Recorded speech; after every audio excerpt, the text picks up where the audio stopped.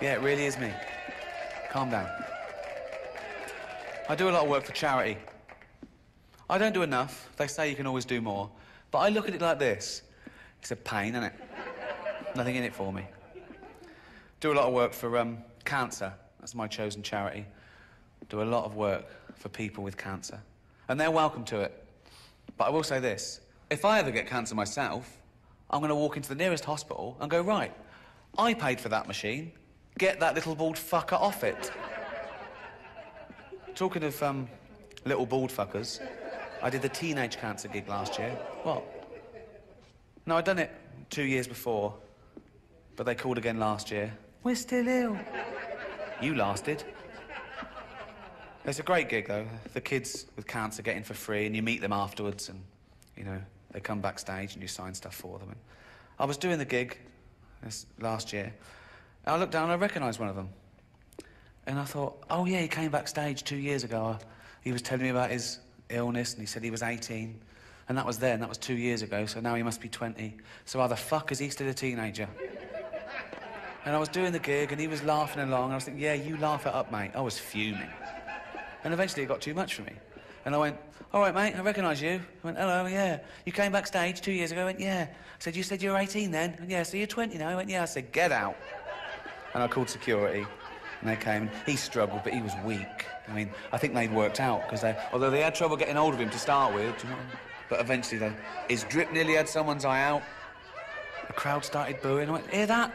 They don't want to see someone like you take the piss out of me. No money. I do a lot of work for AIDS as well. I've worked for AIDS charities for many years, from the mid to late 80s. And back then, people, they didn't know what's this new disease called AIDS? I mean, it's gone from strength to strength now, hasn't it? It's gone global. It's doing very well. Got its own day and everything. World AIDS Day, 1st of December. I don't think it'll ever take off like Christmas. We don't do anything in our house. No decorations. You can't even get a card. They don't do, sorry, you got AIDS cards. They don't exist. Fascinating fact about AIDS. People always learn stuff from my lectures. This is absolutely true. The HIV virus was actually a combination of two separate viruses in rhesus monkeys, and it formed a rudimentary form of AIDS. And this was passed to chimpanzees. Sometimes chimps will get a bloodlust and they'll eat a rhesus monkey, and it sort of mutated and evolved in chimpanzees. And because we're 98.6% genetically identical to chimpanzees, it was able to be passed to humans.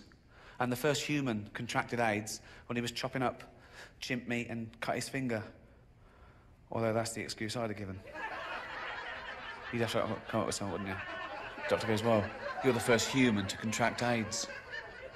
You go, is that bad? Yeah, it can be. Well, how would I have got that? 2 ways. One, you were fucking a chimp up the arse.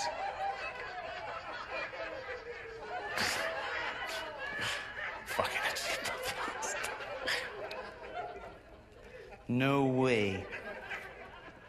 What's the other way I could have got it? Well, I suppose you could have been chopping up a chimp and cut your finger. That one. I bet he went straight out into the jungle and found that chimp. I went, oi, you fucking gave me AIDS. I gave you what? You gave me AIDS.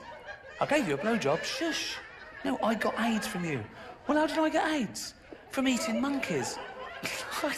I don't eat monkeys. You're either eating them or fucking them. I was eating them. Tastes like chicken. That's how it happened. Thanks very much. Good night.